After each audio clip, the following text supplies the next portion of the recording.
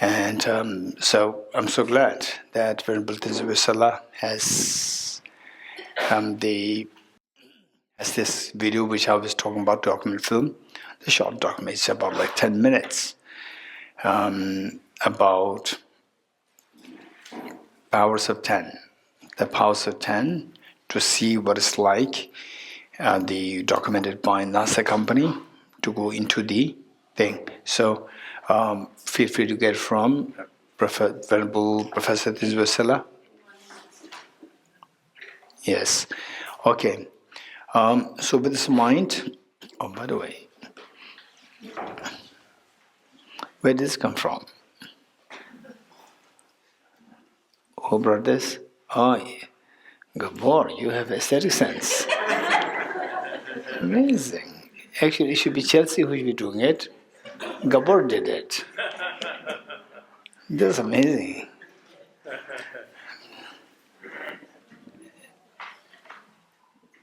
Let me give it, everybody can enjoy it. Thank you. Okay. Setting a proper motivation with refuge of Bodhichitta field and purpose of this practice.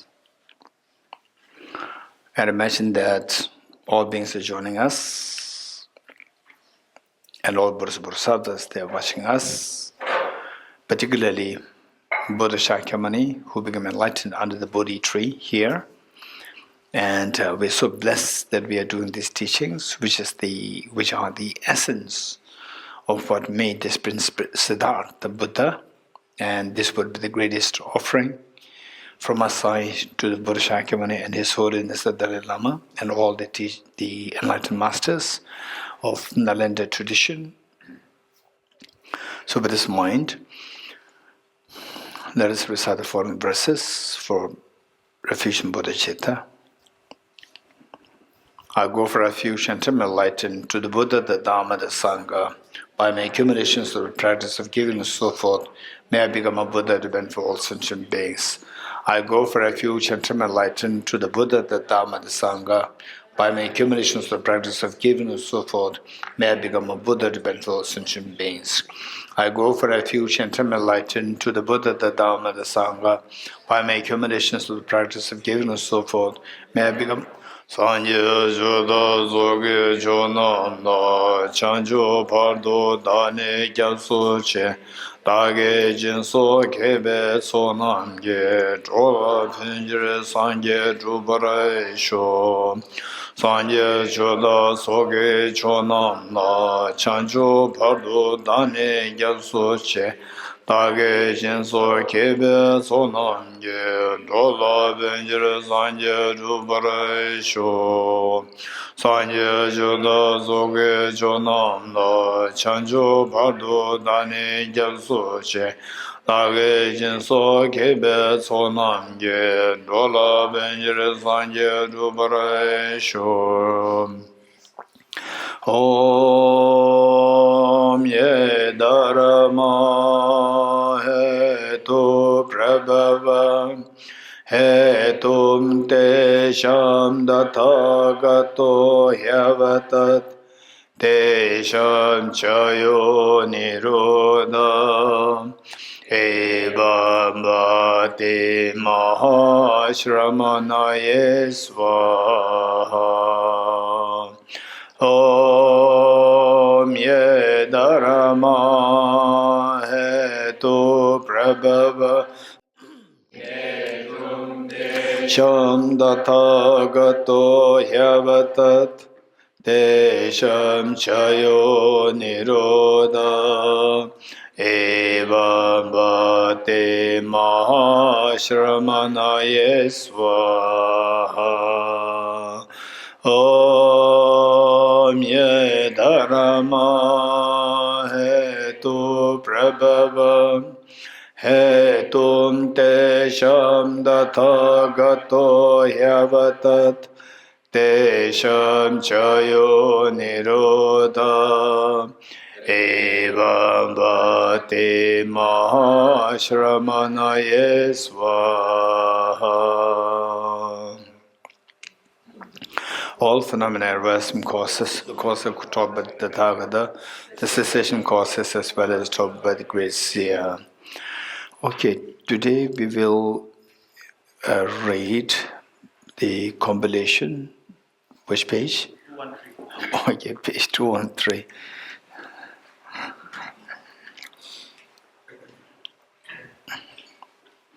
Joshua, you should come to all the retreats to make things easy for us. Okay, page 213.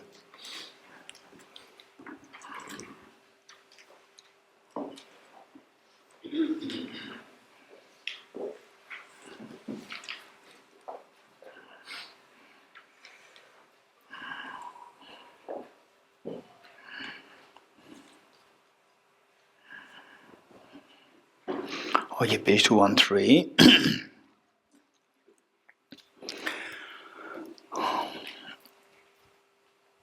Vijay, do you have this book?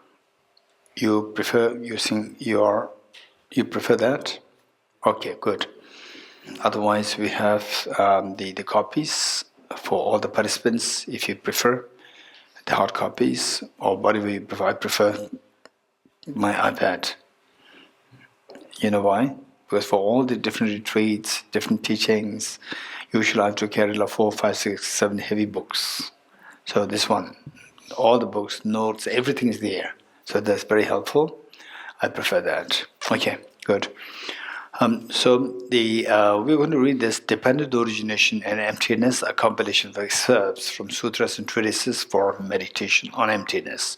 So from this, I'm going to quickly explain. By the way, okay, let me check. Okay, if you can see that the first verse, the title, it says the gift of Yudradhan Sutra, and Sanskrit, Arya Satpurus Sutras, and Tip. So this is still incomplete. So the book is still not complete. And it took me like the last more than 20 years. Still is not complete. And I think about 12 years ago, there's one gentleman from Bhutan. He said that, Geshe-la, you have to now publish it, otherwise it will never come out. And he's very true. 20 years past, still it's not coming out. Still it's not the final edition. And then now it's not now I'm not responsible. There's one editor, chief editor, and somebody assisting. They said that they're going to finish the last June. And still already 4 months gone. So, and this is what in a way, it's good that we are taking a little time, the longer time, that it becomes better and better. Okay, so this compilation, it is not that there is one book and then everything is put there. So it took us like 20 years. This whole book compilation, it took us 20 years. And this section that we're reading, it is the outcome of His Holiness the Dalai Lama's teachings on emptiness and the verses which His Holiness uses so often times in the teachings, number one. Number two, His Holiness explicitly taught that these are the verses to be memorized, recite, use them in your meditation. So, we have included them, plus while I was studying under my teachers. So, there's some passages and the verses which I found very important. This also included. So this compilation of years, like 20 years of the gradual process of coming together of this material. So this would be very helpful for us. And once in a while, if you can read this in order to leave a special imprint with respect to this emptiness in your mind. So this compilation, if you can read it, that will be very, very helpful for us. Okay, and some of the passages may require more explanation. Otherwise, it's more like self-explanatory. I'm going to give the background of the first verse, the excerpt. And so the first verse is from Sutra, where the Buddha is comparing two bodhisattvas.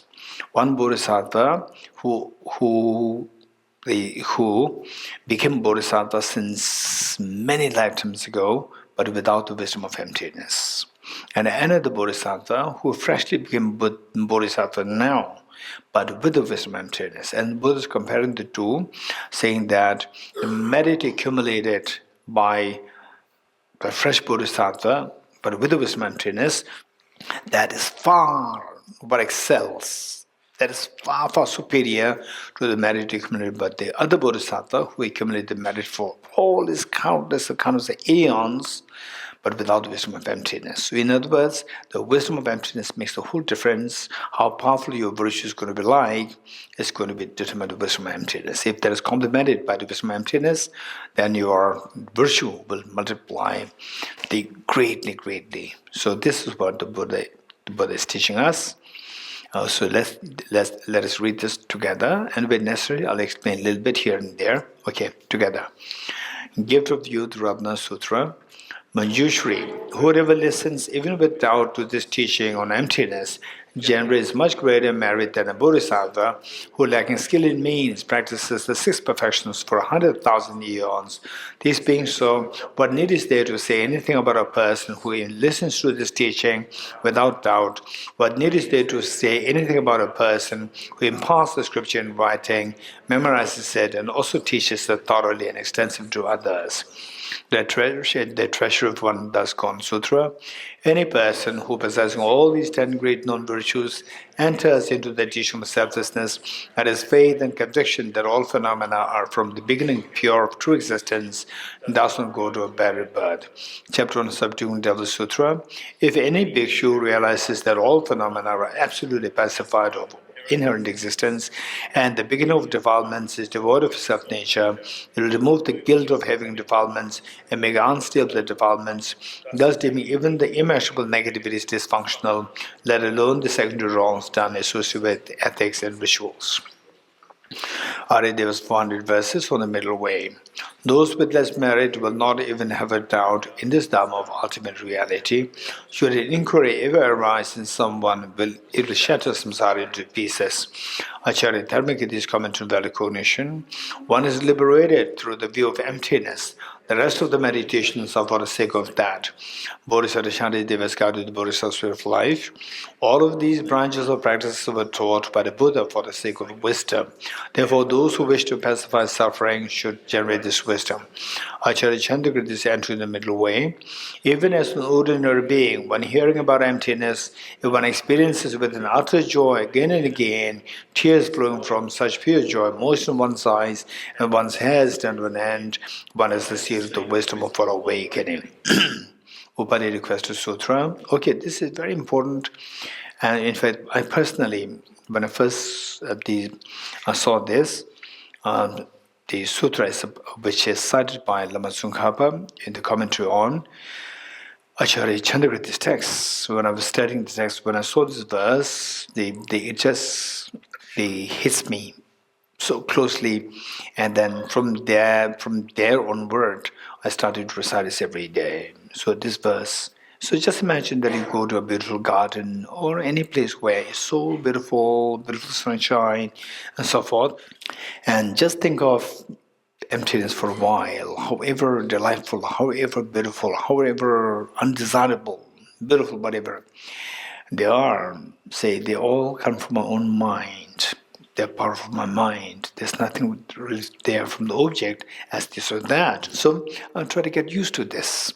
Try to get used to this in your day-to-day life by reciting this verse, because this verse was composed by the Buddha himself, and how the Buddha even the words, arrangement of words, the concepts and so forth, it is done so in ways that we, whosoever is to read this, benefit out of this, will get the maximum benefit. So they're memorizing this by heart and reciting it, and every time we encounter beautiful things or undesirables, whatever, the emotions are stirred, just think of this, just recite this verse, and then contemplate on the meaning. That will help us greatly to implant the positive, the imprints, dispositions within the mind. Okay. Together, the various delightful flowers blossom, and the sparkling supreme golden apples stand so alluring. For none of these is their creator, they are posited by the power of thought. It is through conceptualization that the world is imputed. Bhikkhuni Vajra's utterance in a Fundamental Vehicle Sutra. The mind is demonic, which views the true self. We have a wrong view. These compositional aggregates are empty. There is no being in them. Just as one designates a card and depends upon a collection of parts, so we assert a conventional sentient being and depends upon the aggregates. Venerable Shavara's writings. Searching for reality throughout space, one finds not the periphery nor the center. All perception cease completely. Likewise, through the thorough search of mind and phenomena, one finds not even an atom of essence. Since the searching mind is not found, not seeing anything is seeing the reality. Saint Sarah's writing. So, okay, now this Saint Sarah, what he said here is that the need for us to have the two wings, the wing of the wisdom and the wing of compassion.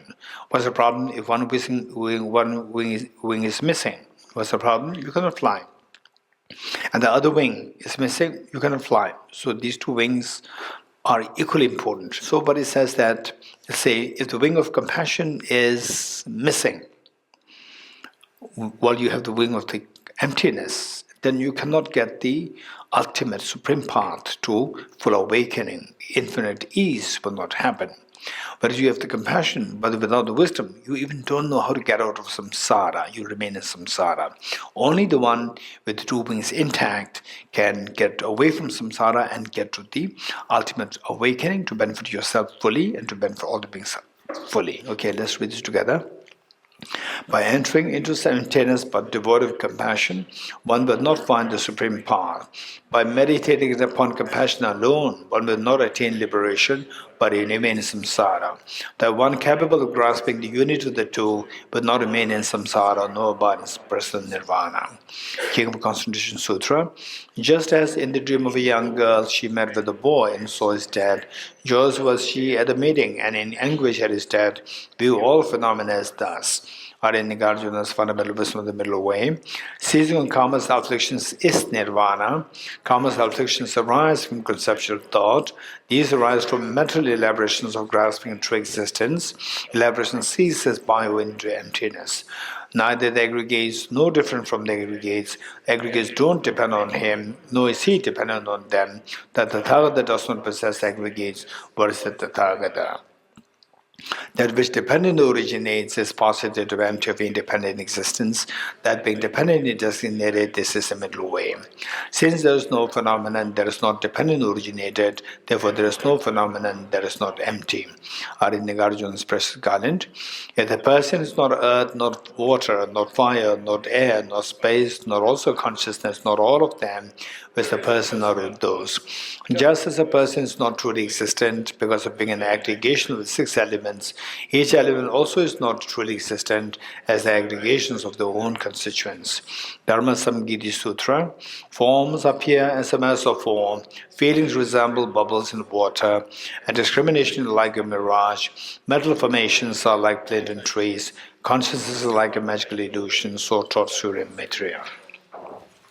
Next, Arya Nagarjuna's comment on the awakening mind. Those who understand this emptiness phenomena are also conformed to the law of karma and its results. This is more amazing than amazing, that is more wondrous than wondrous. Arya Deva's founded verses on the middle way. When dependent arising is seen, ignorance does not occur. Thus, through all efforts, try to find this subject. His Holiness, the seven Dalai Lamas rinse our feet. A song of the four mindfulness is a guide of the view of the middle way. At the crossroads of the six collections of consciousness that have diverse conceptions are seen the hazy dualistic phenomena which are baseless. There's a magical show that is by nature deceptive. Don't believe them to be true, but view them as having the nature of emptiness. Don't let your mind go astray, but place it within the nature appearance emptiness. Through not losing mindfulness, hold it within the nature appearance emptiness. The sphere of appearing in existing phenomena is pervaded by the space of the ultimate clear light of suchness. There is an ineffable ultimate reality. View this nature of emptiness through abandoning the mental contrivances Don't let your mind go astray, but place it within the ambience of reality. Through not losing mindfulness, hold it within the ambience of reality. His Holiness, the 14th Dalai Lama, must pray for proliferating the Dhamma let us know. Venerable Marvelous Our Geshe Dorji and so on, the host of the precious Kagyu, the source of blessings, the chain of our excellent masters of this outstanding tradition, to you all I pray, may the Buddha Dhamma let us know, please forevermore. So here it says, Venerable Marvelous Our Geshe Dorji is Chusmilareba, Yurabar Chusmilareba, Geshe Dorji Chusmilareba, the one who is revered as having attained full enlightenment within a single lifetime. Continue reading this. All phenomena encompassing samsara and nirvana are but the radiance of the spontaneous awareness. Awareness itself, devoid of elaborations, is realized in the initial Dharmakaya. Pervading all existences and appearances of samsara and nirvana is a great Mahamudra. May the Buddha Dhamma of the Lotus Nose live forevermore. Arinigarjunas in praise of Dharmadhatu. Impermanent, suffering, and empty, these three, they purify the mind. The Dhamma that is unsurpassed in purifying the mind is a lack of the intrinsic nature. Concluding prayer from Lama Tsongkhapa's Ocean of Reasoning, a commentary on Arinigarjuna's fundamental middle way.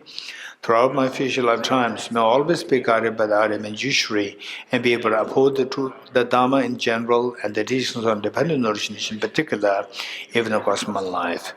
Okay, so today I'll just quickly explain this sadhana of Shri Heruka.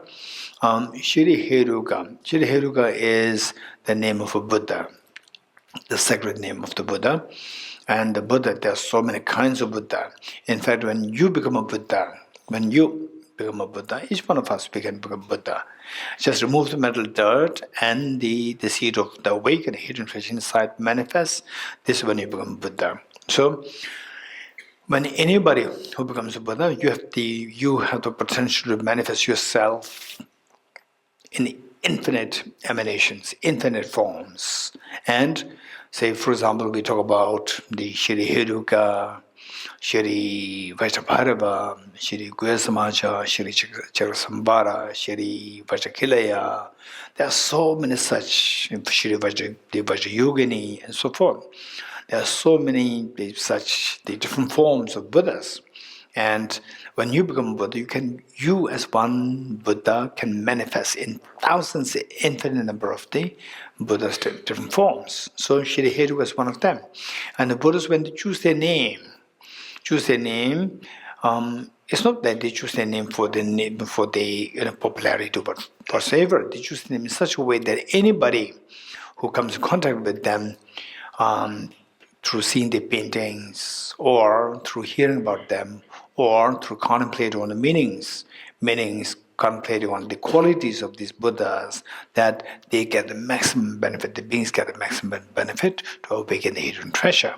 So they choose their name in that way to affect the beings positively, to benefit the beings. So now Shri Heruka, this is one of the Buddha's manifestations. Buddha Shakyamuni himself manifested in different forms, like Shri Heruka and so forth. In fact, where we're going to go on 12th, we're going to do Rajgir, where the Buddha gave the teachings on Heart Sutra. And while the Buddha was giving Heart Sutra teaching there in Rajgir, in South India, in Amaravati, simultaneously, Buddha was giving teaching on Shirikala Chakra. So, when you become a Buddha, this is how you can manifest yourself in all different forms, trillions of different forms to benefit the beings. This is the benefit when you say, may I become Buddha for the benefit of sentient beings. This is the reason that you can really benefit the sentient beings the maximum. In fact, it says that for us, for example, like say the parents, when you as a little child, and your parents, when let's say they are in the dying the last breath, they bring their last, and they deposit a huge amount of money for your future. So although the parents left, but you continue to reap the benefit of what they have left for you. You continue to benefit the money that you get for your school fees, college fees, university, and then later to start your business, whatever. So, but what the parents have left, this continuously benefit you. So this is exactly how we are continuously going to be benefited by the presence of these Buddhas. For example, like even the names, how they chose, is just to benefit us. So with this mind, see that Shiri Heruka, this is the name of the with that particular Buddha, Shiri Heruka. So let's say there are four things. Shiri Heruka. Now let's see how this the name the Buddha chose is for us to just to understand the meaning. Once you understand it, every time you recite the Shiri Hiru, instantly the imprint of the wisdom of emptiness, complete wisdom of emptiness is activated within us. So how? Okay, for this we need to understand, just reading this you will not get anything. So first we need to have the background information. Say Shiri Heruka, now you put it little in a different order. Heruka Shiri, keep the Shiri last. Heruka Shiri. Now, the same, the opposite of awakening our hidden treasure, opposite of the awakening hidden treasure is samsara. So we're in samsara. What do you mean by samsara? Where we have to continuously shed tears. You agree? Where we have to continuously shed tears and unpredictability. What the future is going to be like, we never know. And today you may be consoling somebody. Okay, don't worry, it happens to everybody. Or somebody is sick, somebody is terminal illness, somebody having cancer, and so forth. You console, but then maybe you're the next person. We never know. You agree? We never know. We never know. This is reality. So with this mind, with all our problems, in other words, what is samsara? Unpredictability with what is the next? The lion's den. Next. We never know. So all these miseries, how the miseries arise. So now that the last few days, the last 4 days, you've learned something, from there we come to know that all the miseries somehow is related to the ignorance. Whose ignorance? Somebody else's or your ignorance? One's own ignorance. You're getting it? Somebody ignorance is involved? Yes, but your ignorance must be there. So with this, okay, is there anybody who likes to share with us one kind of problem in your life? One problem, really severe problem. Anyone? Quick, to save time. Save time? Yes. I'm always late. Huh? I'm always late. Always late. Always late. So for example, say the class starts at 9. Class starts at 9 and you come 9 and 10 minutes. 10 minutes late, right? Okay. Why the class did not start at 9:10? Why should it start at 9? Change it to 9:10. So that will not be late. You're getting it? So the Misha is very generous, kind, not to blame us. You see, he blames that I'm late, right? So otherwise we can easily blame. Why the class starts at 9? Why should not be 9:10? So that will not be late. You're getting it? Anyone else? Anyone else? What kind of problem? Tell me quick. Yes. Making silly mistakes. This group is amazing, very evolved, right? So you acknowledge it's your mistake. I'm late. I make mistakes. That's amazing. Wow, that's amazing. Anyone else? Quick. Serious problems in your life. Anyone? Serious problems in your life. Anyone? Sadavisha? Geshe-la, I find it very difficult to have compassion or for people who hurt me all the time. Okay. Any instance? Yeah, recently somebody, he didn't, one producer didn't. What is that? Somebody sitting next to you? No. Okay, somebody. You're good. Somebody. Okay.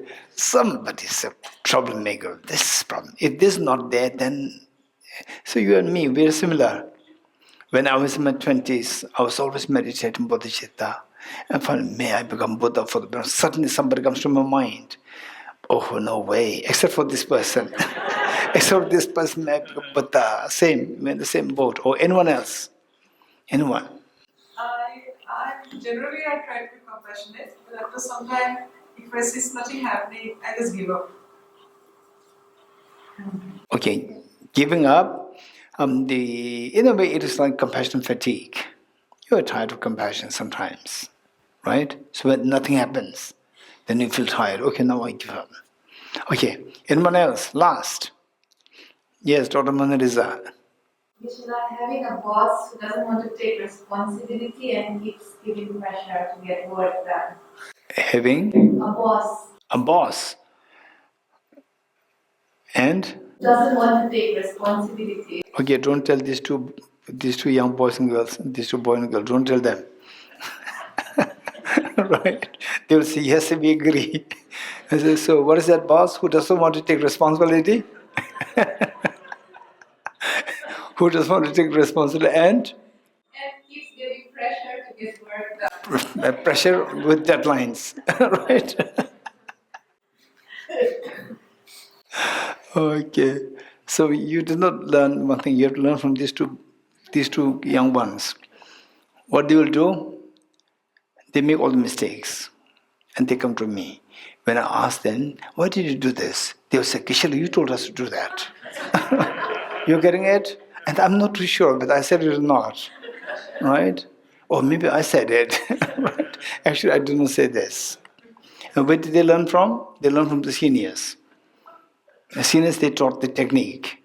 If you make mistakes in future, Geshe-la scolds you, tell them, Geshe-la, you told us.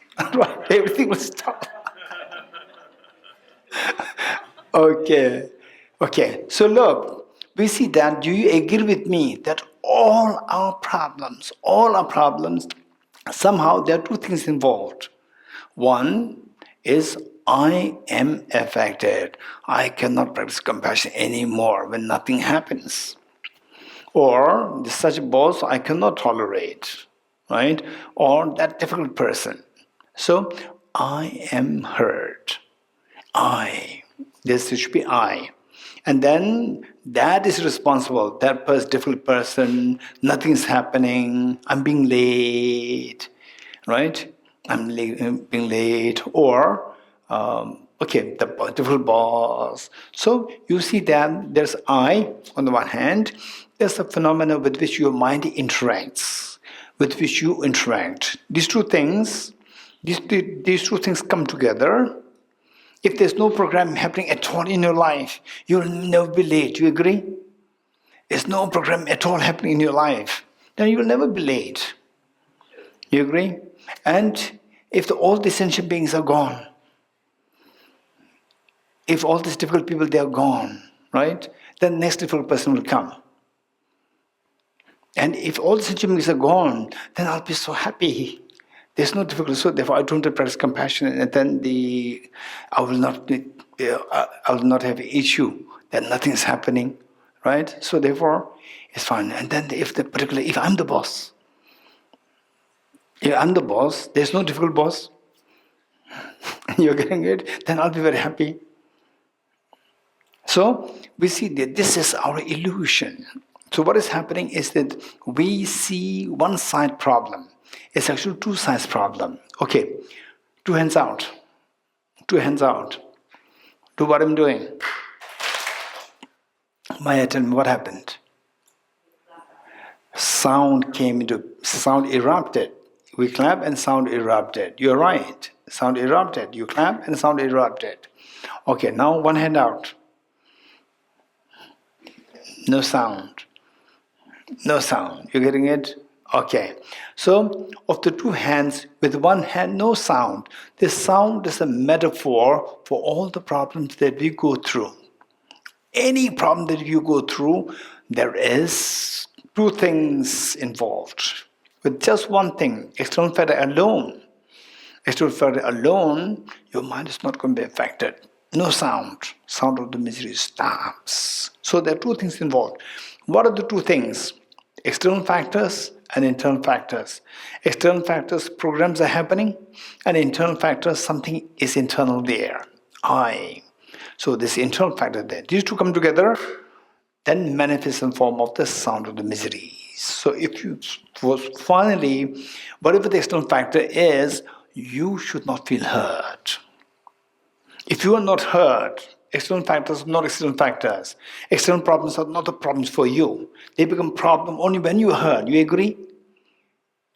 When the problems are there, and then you hurt, only then you describe that as a problem. You're getting it? Okay, so therefore, the thing is that these two things are there. What are the two things? Precisely, what are the two things? External, internal. Just the external and internal is not the problem. The real problem is misconception of the external, misconception of the internal. These two misconceptions, two levels of ignorance. Ignorance pertaining to the self, the person, and ignorance pertaining to the phenomena with which you interact. These two misconceptions, when they come together, then erupts in the form of miseries. So our job is to remove the two misconceptions. Because you cannot really get rid of the external factors. You cannot get rid of you. You cannot get rid of you. You cannot get rid of all the people. If all the people are removed, your boss removed, all the people removed, then you are a social animal. You cannot survive. You may try, go to Sahara's desert. Yourself stay there for 1 month and see. You will crave to see human beings. We are human social animals. We cannot survive. And what? If there's no program, it's very boring. Right, Misha? If there's no program, it's going to be very boring. If there's a program, there's a problem. You are late. So, the external factors, you can never stop them. Okay, so with this, how many such part, external factor per se is not a problem. Misconception of the external factor and misconception of the person. These two come together, then the manifestation of problems. So what is this misconception of the person? That is the self-ignorance, self-grasping ignorance of the person. And what is misconception of the phenomena with which you interact? Self-grasping ignorance of the phenomena. You're getting it? Let me repeat it. What are the two things responsible for all our problems? Self-grasping ignorance of the person, yourself as a person, and self-grasping ignorance of the phenomena with which we interact. So these two come together, invariably arises to all forms of problems. So our job is now look what I'm doing. Of the two hands, misconception of the person and misconception of the misconception of the person and misconception of the phenomena with which I interact. To make it short, misconception of the person and misconception of the phenomena. In other words, self-grasping of the person, self-grasping of the phenomena. You're getting it? These two misconceptions are there. Now what we do is that, what I said is, Shri, Heruka. Now make it Heruka Shri. Keep Shri last. So first, the Heruka He. So of the two things, look, of the two hands, my right hand symbolizes the misconception, the self-grasping of the person. And my left hand symbolizes self-grasping of the phenomena. Now let's, of the two hands, you remove the ignorance related to the self-grasping of the phenomena. You remove it. Remove. Now what is left? Okay, first there are two. Two is duality. Two is duality. Now of the two, you remove with the you remove the phenomena, misconception of phenomena, you remove that. Now what is left? Only one is left. One is dual or non-dual. One is dual or non-dual? It's non-dual. So this is what many of the traditions like Chittamatra, Vedanta, they talk about non-duality, where one is left. What is one left? Self is left. Misconception of self is left. And still it is non-duality. Because the duality dissolves. It's non-dual. Now, this is a partial non-duality. It's not a full non-duality. It's a partial non-duality explained by Chittamatra. Chittamatra says all the externalities are non-existent. Vedanta saying all the other things except for the person, all the other things are Maya. So, they're dissolved. Of the two, one is dissolved. Now what is left? This is known as non-duality, but this in actuality is a partial non-duality. Now Prasangika comes, says that even this self does not truly exist. Dissolve the self. Ru, he of the two, he dissolve the phenomena, ru dissolve the self. What is left now? Complete non-duality is left. You're getting it? Complete non-duality is left. This is ka. He, dissolve the phenomena. Ru, dissolve the person. Ka, the non-duality is left. Complete non-duality left. That is the ka. Next question. Who sees this non-duality? My mind, my wisdom sees that. How does this wisdom see it? My wisdom sees this non-duality in a non-dualistic way. This wisdom sees the non-duality in a non-dualistic way. You getting it? That is Shri. That is Shri. Heruka Shri. You getting it? Okay. So with this, let me explain the He a little further. Then we'll read this together and see if it makes some sense to us. Say, all the phenomena, for example, in the dream, imagine that you're dreaming. Imagine that you're dreaming and you're in Delhi. Or let's say, anybody from New York? Manhattan? Yes? Okay. Nivita? Say, let's say that we all sleep and we dream of being in Manhattan or in Delhi. But so many cars, traffics, and the buildings are there. Do you agree with me? When you wake up, all what you've seen, thousands. Okay, by the way, how many of you in your dream, you saw many cars, present? I'm sure you all have this dream of having seen many cars. Presents? And how many of you read the what is that? Number plate. How many of you have seen? Check. How many did you do that? In your dream, what number plate? Did you check it in the dream? Okay. In fact, I remember once they say in my dream, I was a little aware that I was dreaming. And I was seeing all these cars. This is a dream. I want to see the number plates. I was checking the number plates. Okay. So how many diversity do you think there? Innumerable things, diverse from each other. The moment you wake up, they all dissolve into your mind. Do you agree? They all disappear in your mind. So, in other words, all what happened in a dream, these are nothing but they're nothing but the manifestation of your own dreaming mind. You agree? So they all dissolve into my mind is like the magician, which creates all these magical illusions in the dream. You agree? So likewise, in the waking state also, not only in the dream, waking state also, everything, believe in everything that you're experiencing, that you're seeing, that you're hearing, everything is like the magical illusion created by your mind. But don't believe in this. Don't just believe in this. But first you have to get this information. And later you have to check. You have to check to make sure that is very true. So this is what is meant by everything is the radiance of one's own mind.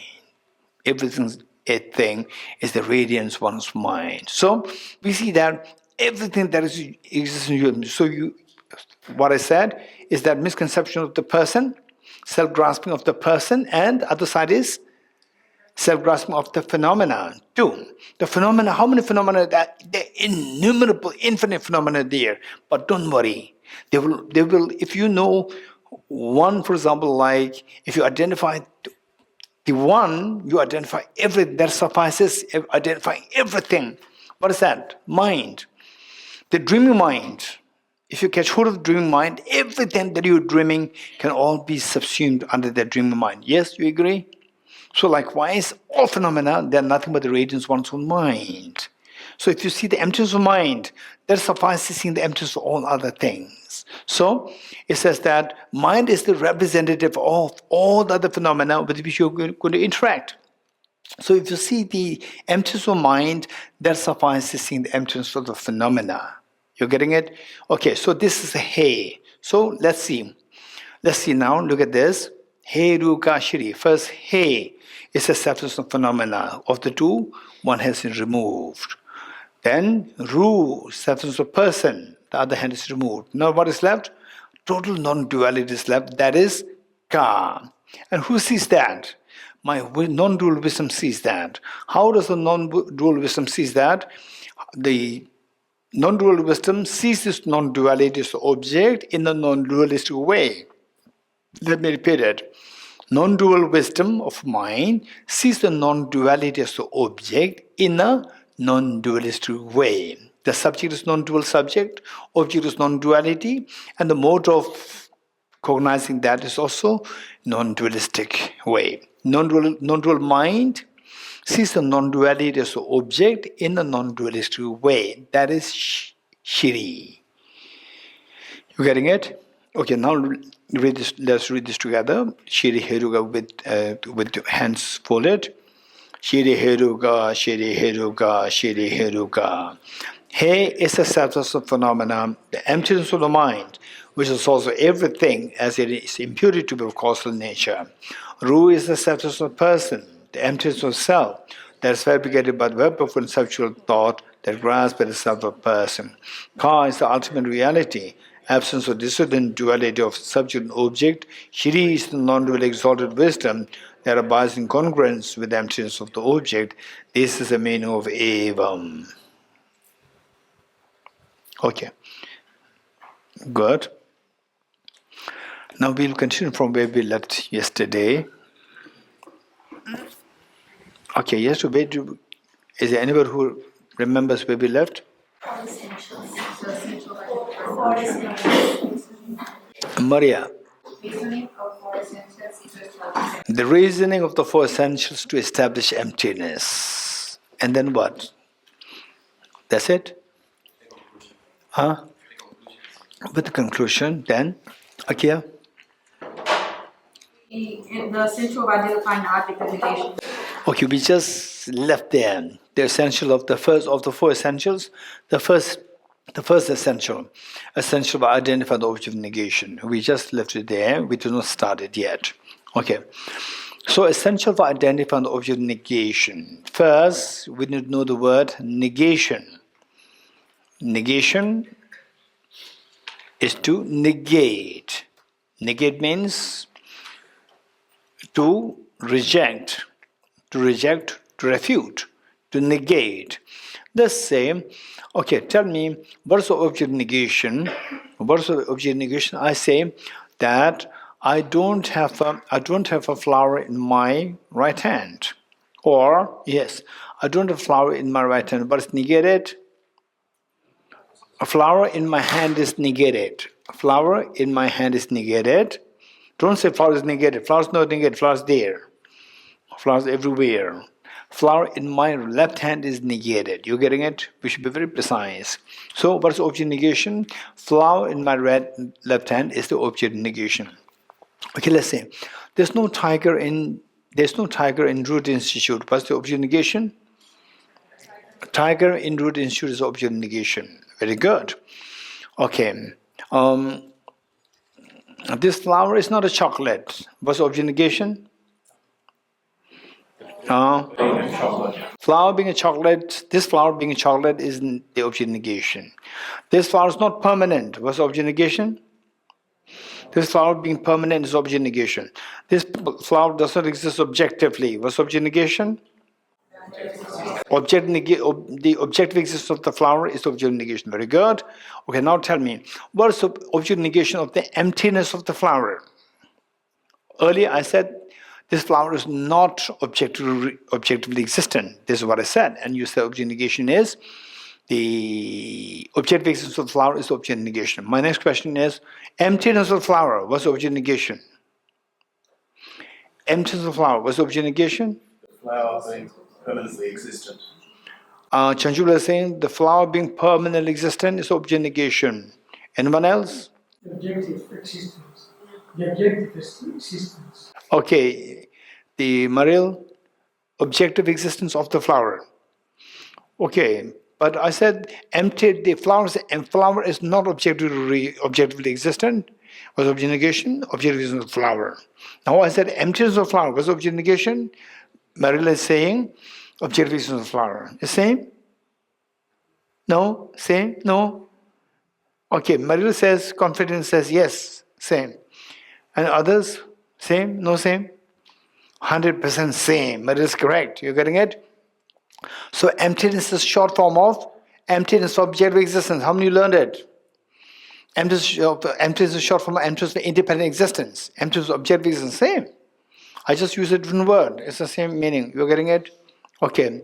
This is, what is this? This is flower. What is this? This is my dog. You agree? You agree? Vijayla, you agree? Why? Because the word for time. Mendo means flower. It's a different word for flower. So it's the same. Two different words are used, the referent is same. Likewise, the flower empty of objective existence and emptiness of flower. These two mean the same. So Merrill is smart. Thank you.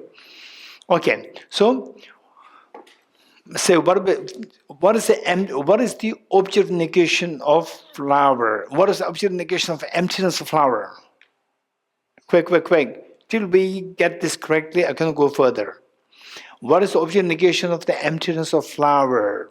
Shobit. Objective existence flower. How many agree with Shobit? Although I may not agree. The more I say I may not agree, many people put down the hand. That's interesting. I don't know why. I don't know why they put down the hands. I just see, right? Some of you put down your hands. I just see that. Don't think that I do not see you. Okay. So, by the way, keep in mind that in the monastic universities, big monastic universities, if I want to scold somebody here, right, the disciplinarian, if they want to scold somebody here in this group, he will look at the side. You're getting it? Score here, which means the culprit is there. You're getting it? Okay, I'm going to just look at here. Okay, so what is the object negation of the emptiness of flower? Shobit? Objectivity of the flower. Objectively existent flower or objective flower? How many agree with Shobit? Raise hands. Okay, good. Correct, thank you. Objective existence flower. My next question. What do you mean by objective existence? What do you mean by objective existence? So therefore, if you don't identify the object negation well, okay, you tell me if the statement that I'm going to make is correct or not correct. You tell me. Okay. I have no palam in my pocket. I have no palam in my pocket. Is a valid statement or invalid?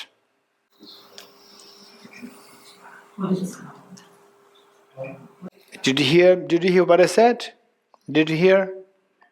Okay, did you hear clearly? I heard, but I don't know what palam is. Did you hear what I said clearly? Did you hear my statement clearly? Okay, now tell me, correct, not correct? I don't have palam in my pocket. Yes, so it's correct, not correct? Correct statement or not? Correct statement or not?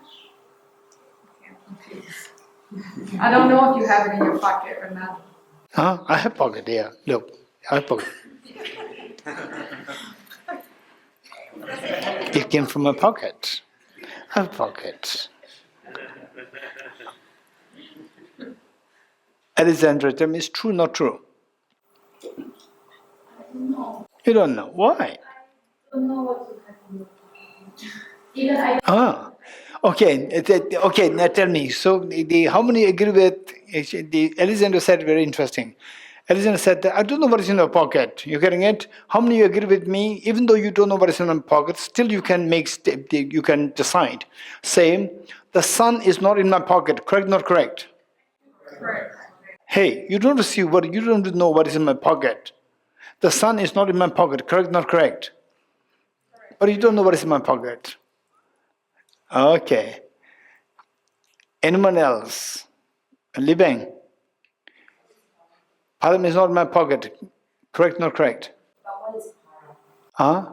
What is that? Okay, so in other words, what Li Bang and what the Akia and what Alexander, what two of them are saying, unless you know what is Palam, you cannot say whether it exists or not exists. You have to identify that so well.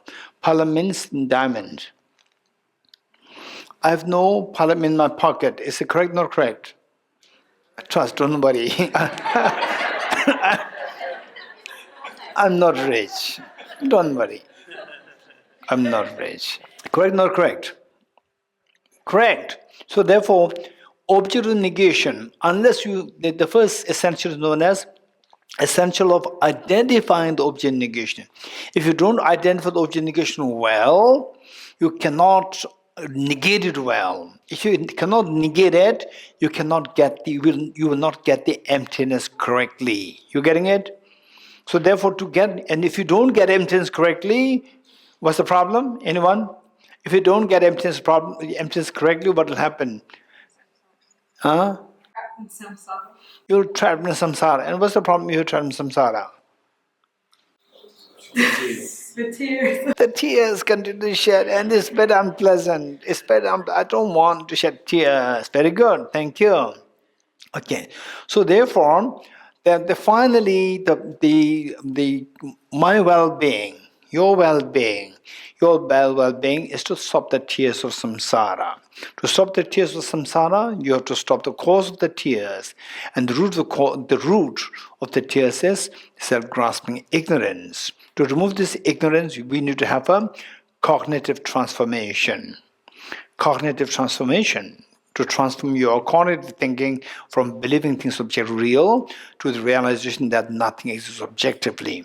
To know that emptiness of objective reality, you have to precisely identify what it means by objective existence. Okay, anyone, what does it mean by objective existence to you? Anyone, raise hands. Okay, Misha. The notion that the object exists independently of other objects. Okay. The notion of the object, let's say the flower, exists independently of other objects. Okay, let us all listen to the different points of view. That's very helpful. It may be correct, may not be correct, it doesn't matter. Just listen to them and see if your mind agrees with or don't agree with. You're getting the moment you think of these, the moment you think, whether you agree, not agree, if you don't agree, why not? If you agree, it's fine. The moment you think, why not? Why you don't agree? Your mind is thinking. As you think, your mind becomes sharper. You getting it? As you think in a sophisticated topic, your mind becomes sharper. If you think of Snapchat, it will not become sharp. It will become more dull. So think of something which has very important concepts which you are not too clear. You think about it. Every time your mind becomes sharper. Okay. What do you mean, what do you understand by objective existence, Guy? That it exists separately to its parts. It exists independently of the parts or separate from the parts. Anyone else? Anyone else, quick? Yes. Nibita. Not subjectively existing. Okay, that's a smart way of saying it. Right? Okay. What is book? Book is non-book. What is book? Book is non-book. That is very smart. Right? You don't take any responsibility. What is objective existence? What is not subjective is objective. Okay. Add more. Anyway, add more. Say something more. Don't go for the easier one.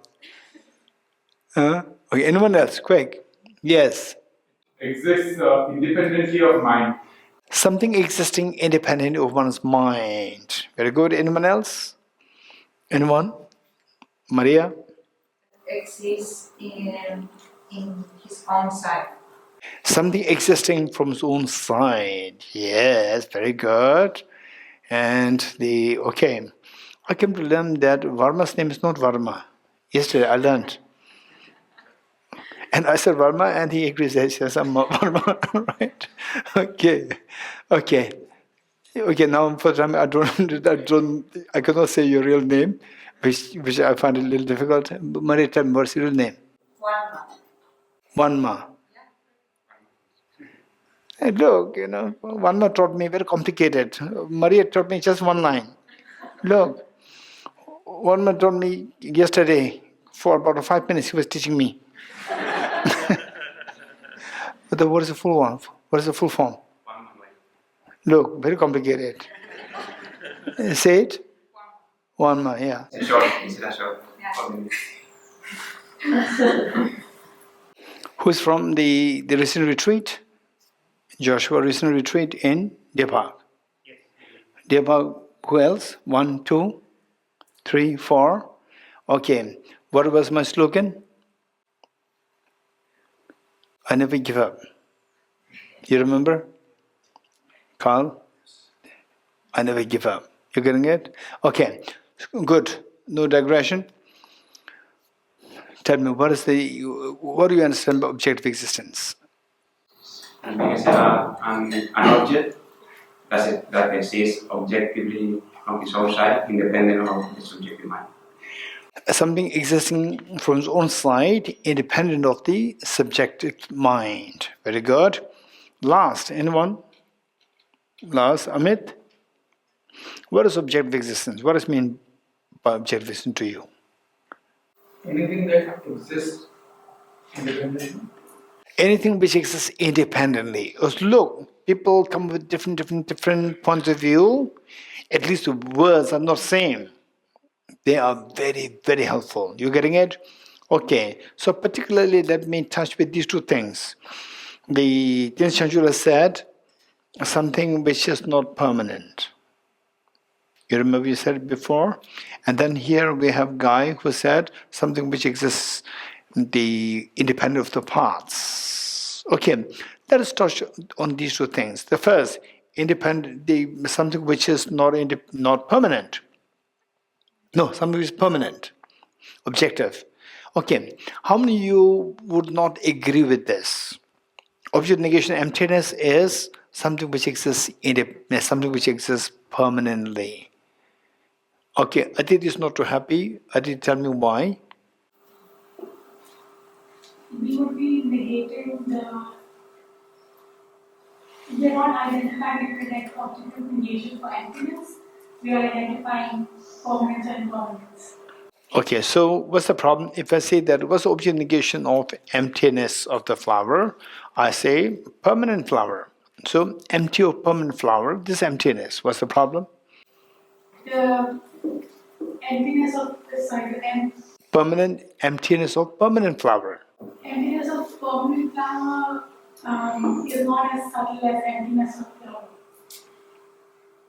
Okay, so did you hear what Aditi said? Aditi said emptiness of flower versus emptiness of permanent flower. Emptiness of flower meaning emptiness of objective flower, emptiness of permanent flower. These two differ in subtlety. Emptiness of objective flower is very subtler in comparison with the emptiness of the permanent flower. You agree? To say that this flower is not permanent is quite easy. You burn it, it's gone. You see that it's not permanent. It's empty of permanence. That's good. We can understand it, but it doesn't entail. It doesn't mean that we have understood the emptiness of the flower. You getting it? So this is what Aditi is saying. Very good. Okay, now yes.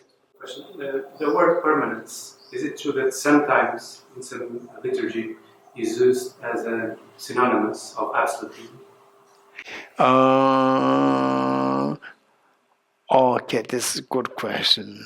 Okay, now, so how many you are not happy to say that objective existence of the flower means the permanence of the flower being permanent. So this is not the object negation of the emptiness of the flower. Reasons? Okay, so now, let's say Vichangla Atiti, hey, Chanjula. You change your mind. Okay, so we have the Vichangla, Atiti, Chanjubla, Misha, and the Shobet, and here Venerable Geshe-la, and over the Joshua. Okay. So for you all, the question is from Igor. Igor's question is that permanence and the absolute, are these two synonyms or not? No. Vijayla? No. Joshua? No. And Igor, they are saying no. So what? But in the text, we see that these two words are sometimes used synonymously. For example, extreme of permanence and extreme of impermanence to mean extreme of absolutism and extreme of nihilism. So, the extreme of absolutism and extreme of permanence, extreme of existence and extreme of what else? So, extreme permanence, extreme of absolutism, extreme of existence, they're all used as synonymous in some texts. So, extreme absolutism, absolute existence, objective existence mean the same. So, objective existence and permanent existence, those two we see as used interchangeably in some texts. How do you interpret that? This is a question from Igor, yes? Okay. Shubhat, how do you explain this? I feel like permanence has a temporal aspect. Yes. But objectivity should not. Why not? I don't know why not, but it just feels like two different beings. Intuitively, it feels like that way. I don't have too much of. In fact, what Shobit is saying is very good. Very good. He is feeling into, so what he calls intuitively, he's getting feeling these two mean very different. They do mean exactly the same. But how, that is not too sure. It's coming more intuitively. This is very good. And so it's not really intuitive, it's from your effort somewhere. I'm not going to tell you effort where. Most likely, this is extremely good sign. Extremely good sign. Okay. So the answer is that in this case, say, on behalf of these people, not all, these 4, 5, 6 people, I would say extreme of absolutism, extreme of permanence. Yes, in some contexts, these two are used interchangeably. Likewise, extreme of existence also. In which case, then the flower rejected as absolute, the flower should be rejected as existence also. So, these are the words used, but in reality, they have different connotations depending on the context. So therefore, but how Igor is bringing them together, this is also very important, and how this young man, Shobit, is understanding things very distinctly, and he could not articulate well, but he feels very strongly that these two are not the same. That is amazing. Okay, these two are not same. Not same. And okay, now next is, what if somebody says that okay, how do you understood this? The first one, which Aditi said, that they say, what is the origination and emptiness of the flower? I say that the permanence of the flower. So when you reject, emptiness means rejecting objective existence of the flower. You reject the permanence of the flower. Does it mean that you understood the emptiness of the flower? Let me repeat, when you reject the permanence of the flower, does it mean that you have understood the emptiness of the flower? Does it mean that you reject objective existence of the flower? Why not? Julia, why not? Is it because it's not the nature of the flower, whereas the gentleman here said that permanence has a temporal aspect as well? But the existence of it is its ultimate nature.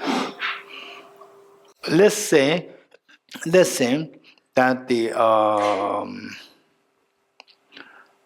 let's say the flower is objectively not permanent. Objectively is the nature, permanence temporal. Both are included. Okay, just to trick them. Okay, so is there anybody who can explain to us why or how seeing the emptiness of the flower being empty of the permanence, emptiness, the flower being empty of permanence does not mean flower being empty of objective existence. Why? Okay, Vama. You are negating the permanence, or it's only impermanence? You negate, when you say the emptiness of the permanence, the flower being permanent, you at the most you understood impermanence of the flower. So, it's not understanding the emptiness of the flower. Okay, why?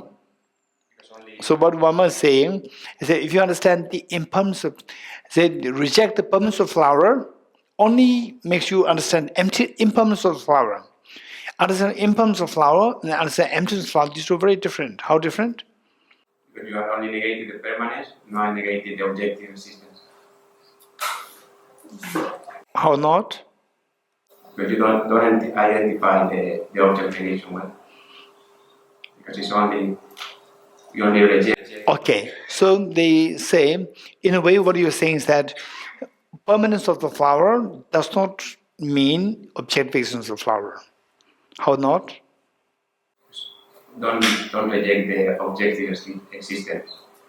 No, you are not negating that. Okay, you are not reject the permanence of flower, but you don't reject objective existence of flower. Very good. Anyone else? Anyone else raise hands? Okay, Isidora. I want to say similar, like we reject the permanence, we left now with impermanence. But to reject the flower, we need to reject to return to the first two questions, I would think like that. So there's flower. Okay, to reject the flower objectively, you have to get back to the first two questions, two gates. So just to reject the flower as permanent, you don't require to visit the first two gates. You getting it? That's very good. Very good looking at it. Okay. Yes, Maya. You still see it as separate from the subject? Say it again. You still see it existing separately? Oh, that's interesting. Oh, okay. Did we hear what Maya said? No, we didn't hear. You still see it as existing separately from the subject, so it's still subjective. Since the next life I will be directly disciple of Maya, I understood what she's saying. Right? What she's saying is like the Socrates' teachings. People don't understand so easily. Only Plato understands it. Okay, what she said is very good. Did you understand what she said? Yes? Just say something. Yes, no, say something. You're so confused by what she said. What she said is very good. Okay, Cyrus, just tell all of us what she said. I think what she said is that by rejecting the fact that the flower is not permanent, you're still seeing it separate from the subject. You're still seeing it as an object. Although it is impermanent, you're still seeing it as an object. Okay, so the Cyrus, so while you explain what Maya said, did you agree with what Maya said or you don't agree? I agree. Agree fully? Okay, so which means I thought I'm the only student. There's two also. Okay, what she's saying, this is amazing. So what we said is that yesterday, when we go to this, the ultimate, okay, to see the flower exists objective or not, which mind will decide? Yes. Hey, these young people, they have many good things to say. Yes, say it again. Which mind decides? Ultimate analysis decides. Raise hands. You agree with Lakshiraj? We all agree with him. Very good. Thank you. Ultimate analysis decides. The next is, with the ultimate analysis, what happens to the flower? You end up seeing the atoms, the flower disappears. You're getting it? Flower disappears. Flower, in your eyes, the flower is not left there. In your eyes, flower is not left there. Which means, when you see the emptiness, unless you become a Buddha or very high level Bodhisattvas, when you see the emptiness of the flower, you will not see the flower. You getting it? Whereas when you see the flower is impermanent, you still see the flower. You still see the flower. It's object there, and your mind is disconnected.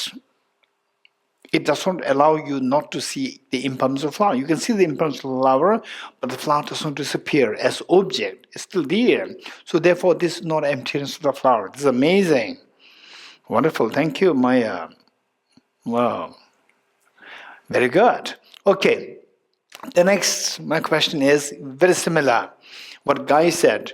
Now, if you ask me, what is the object of negation of the emptiness of flower? I say that the flower exists independent of the parts. The flower exists independent of the parts. That is the meaning of the objectivity of the flower. How many of you don't agree with this? How many don't agree with this? 1, 2, 3, 4, 5, 6, 7, 8. Okay, let me ask Gabor. Why don't you agree? Well, let us all listen. These are very important, rather than me finishing all the 4 essentials within 10 minutes. No point. You're getting it? Only when we go through this analysis, then something will keep seeping deeper, deeper, deeper, and then it will make sense. Then the beautiful answers like what this girl said will come out. So what she said came out from thinking. You're getting it? Otherwise, this will never happen. You can just at the most imitate what I said. Beyond this, nothing will come from your own side. Yes, Gabor. So, Geshe-la, that statement is the second level of dependent origination. And we learned that the third level of dependent origination, that the dependence of object dependence on mere mental designation is the full understanding of emptiness. Very good. But I want somebody to say something more than this. I agree with you. What you said is perfectly correct. Okay, Vijayala. So if we reject the permanence of the flower, Not the permanence of flower. the flower being dependent. Flower being independent of the parts. We have understood that the flower is dependent on its part, but we can still grasp the flower to be objectively dependent on its parts. Okay, what Vijay was saying, that even they say flower being independent of the parts, flower existing independent of the parts, if this is what you understand as objectivity of flower, when you reject this, you see that flower is dependent on the parts. Still you can believe that flower still exists objectively. For example, like the lower Buddhist schools, they will say, yes, the flower depends on the parts, flower depends on the petal, house depends on the pillar, the wall, ceiling. You agree? Not agree? The lower schools, they're not dumb. They're very smart. Savatantra Madhyamaka, extremely smart. If you know that the house depends on the parts, they also know the house depends on the parts. But they still believe that the house exists objectively. You getting it? Okay, this is a very important statement. What Vijayana said, let me paraphrase it. To say, what is object negation of emptiness? Object negation of emptiness should be such, let me repeat it. Object negation of emptiness should be such, you negate it and simultaneously you have to realize emptiness. Let me repeat it.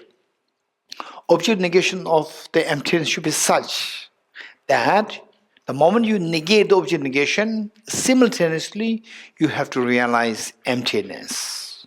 In a way, this is what Shobit's saying, that you negate something as permanent, still you don't realize emptiness. So these two are very different in your mind. One is gross, one is subtle. Likewise, object negation of emptiness should be such that you negate object negation, simultaneously you have to realize emptiness simultaneously.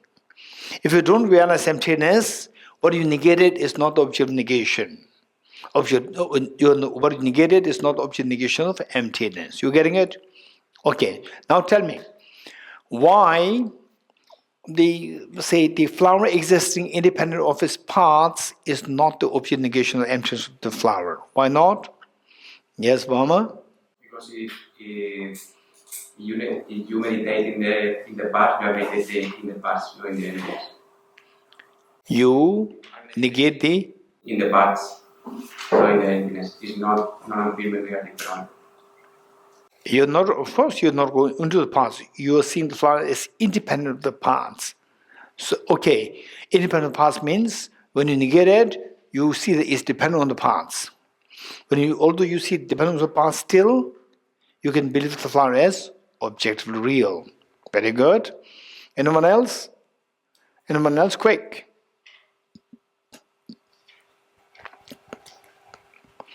Chris?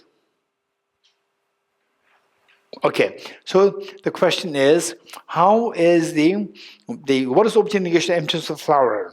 Then I say that flower being independent of its parts, this is the meaning of the object existence of the flower, or this is the meaning of the object negation of the emptiness of flower. So how many of you would not agree with me in the sense? 1, 2, 3, 4. Okay, now let me check with Gendela. Why not? Because you have to go further. It's not enough. Okay, how is not enough? But because you have to negate different things. For example, that it's not separate for it, that it's not separate from its part, that it's unit. There's one. It does not depend on its part. It's by itself. You have to negate more things. Okay, so there are more things to be negated. It's not sufficient. Okay, very good. Okay, is there anybody who can repeat what I said? At least you can repeat what I said for the time being. Later on, you don't have to repeat. You're getting it? You have to feel it. For the time being, if you can repeat what I said, that's also good enough. Anybody who can repeat what I said, why the flower being independent of its parts is not the object of negation of the emptiness of flower. Why not? If somebody can repeat what I said already, that would be very, very kind of you to make me happy. Yes, Joshua? If I remember correctly, it would mean that it still constitutes that the flower is dependent upon its parts and appears objectively. Okay, good. I didn't say good. I said good. Anyone else? Anyone else? Okay, Chelsea. Geshe-la, you said the object of negation of emptiness should be such that the moment you negate the object of negation, simultaneously you realize emptiness. Wonderful, amazing. Okay, now if you can you apply this to the flower existing independent of the parts? Can you apply this to this? Anyone? Okay, we have the Satavisha. We say that when you immediately don't realize emptiness because there are other conditions. Okay, so what Satavisha is saying that even though you reject the flower to be independent of the parts, immediately or simultaneously, the word would be simultaneous. Simultaneous would be better because immediately, although in loose sense it means the same, but technically speaking, immediately means can be next moment, but not next moment. You don't wait for next moment. Simultaneously, you don't realize emptiness. Why? Because there's still something, as Gendula said, there's still something subtler to be rejected. Very good. Okay, now we have Maitri. Temporal parts and direction. Say it again. Temporal parts and direction parts. Yes. Yes, so? Like all opposite things are made of material parts, temporal parts. Yes, so? So we have negated material parts. We still have to negate temporal parts and direction. Okay, is it necessary? That's interesting. So we talked about the two different kinds of parts. One is the temporal parts and one is the directional parts or material parts. So with a flower, So even if you reject the directional path, still you may be reject the independence from the directional path. Still you can have the adherence to the make it very complete. That the independence from the temporal paths. So that is not yet rejected. But it is not necessary though. It is not necessary. Okay, this will come later. We'll come to know about it later. Okay, Gabor. Yes, and if you, the reason why you don't realize emptiness, if you reject the independence from the parts, is because you have not yet rejected the independence of the subject. Okay, now Gabor is saying, just see if what Gabor said, you agree with. Gabor said that what's the problem with identifying the obvious negation of the emptiness of the flower as the flower being independent of the parts? The problem is that you reject it, and what do you realize? You realize the emptiness of the flower being independent, the flower not being independent of the parts. You realize that. But still you have not realized the flowers, the not being independent of the mind. The third level. You're getting it? If you've not understood the third level, you have not understood emptiness. This is a brilliant answer. Thank you. Brilliant. Yes, Cyrus. I just wanted to clarify if I'm understanding correctly. So I feel that what we are saying is that if we break the flower into the different parts, the parts are still existing objectively. Yes. And that is what I understand. That we are breaking the flower into parts, but the parts are still, each part is still existing objectively. That is why Not existing objectively, seen as existing objectively. Yes, sir. Yes. Existing objectively. That is why we cannot use this to point to the emptiness, objective emptiness of the flower. Okay. The flower has been broken up into parts. So do you mean to say? Still existing objective. Okay, now look. What Cyrus said, let me throw a counter question. Do you mean to say that to see emptiness of flower, you have to see the emptiness of the parts also? Yes. Are you sure? Yes. Okay. So would you, in a way you are saying that you will never see emptiness of flower? Unless I see No, listen. In a way what you're saying is that the reality emptiness of flower is not possible. Is what you're saying? Not in this way. Okay, just say yes, no. What you are saying, in a way, you may not be knowing what your consequences are. I'm taking you to the consequence. You're getting it? You may not see the consequence. You're getting it? So when you go into the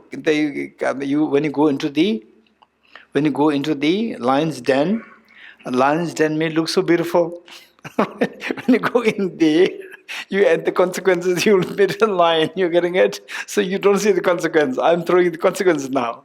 Consequence is that you are saying that you cannot see emptiness of the heart at all. Is there saying? No way. Okay, good. Now I'll tell you how. Because for you, to see the emptiness of the flower, you have to see the emptiness of the parts of the flower. To see the emptiness of the parts of the flower, you see the emptiness of the parts of the flower. Yes? So there, if you to see the emptiness of parts of the flower.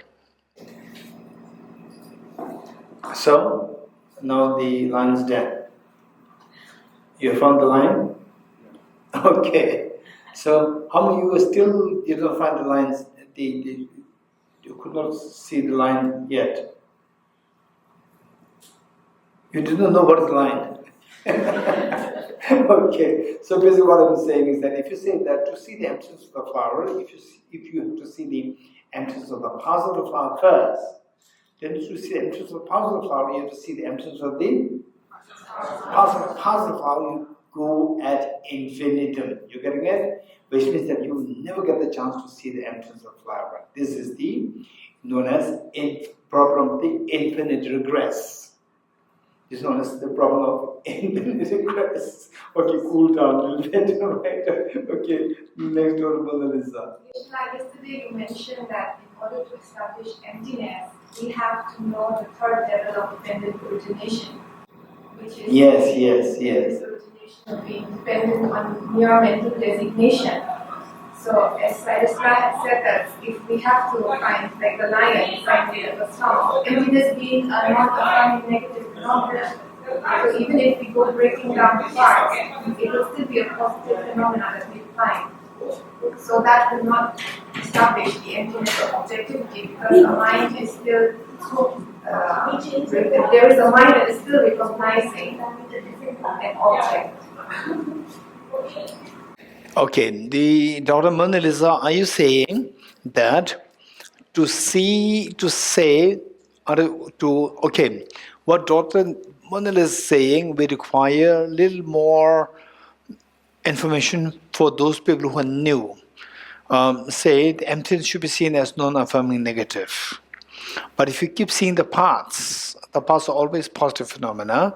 So this is in contradiction with the mind seeing the emptiness of the form of non-affirming negative, because you are constantly seeing a positive phenomenon. This is what I'm saying. Okay, so what Dr. Mona Lisa is bringing up is a very important point, which we will discuss about it, of positive negative phenomena with negative phenomena, non-affirming. That we'll discuss later. Don't worry, we have to do this. Okay, so I will stop here for now. Tage tuje shage risu chon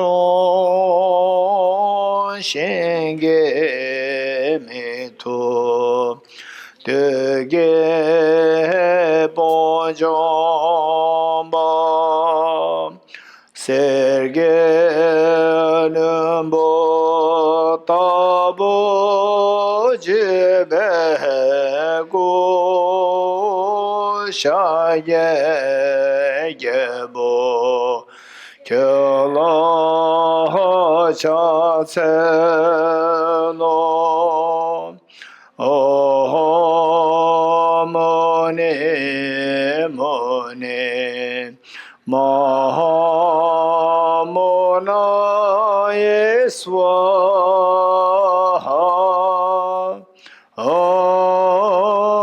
Mone Mahamona Swaha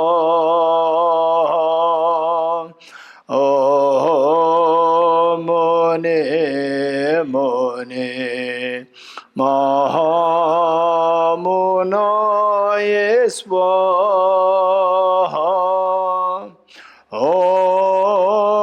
Mone Mahamona Swaha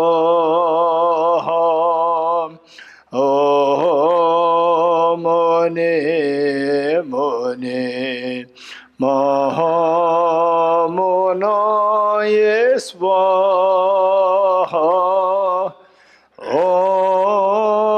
Mone Mahamona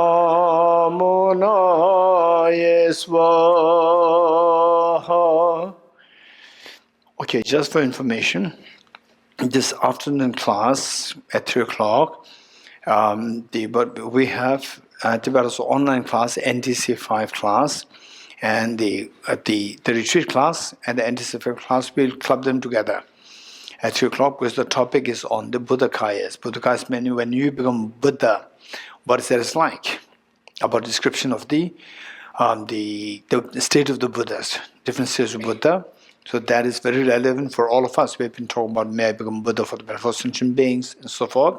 So that's going to be discussed. So the 3 o'clock class will be clubbed together for the retreat and the NTC5. Okay, 3 presentations together.